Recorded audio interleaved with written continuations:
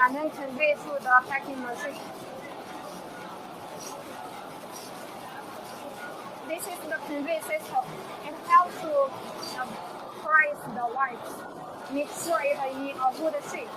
Also to make sure the interval here, the distance between each step are cancel them out.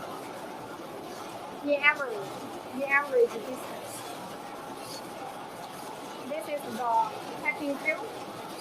As you can see, this film is running and another film is standby.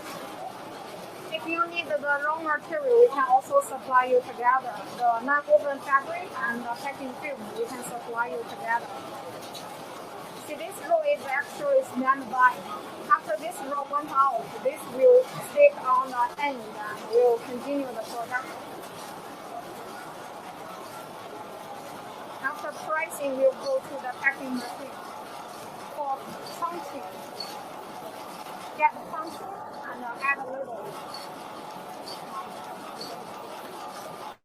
The stickers, the label actually you can also prepare in advance.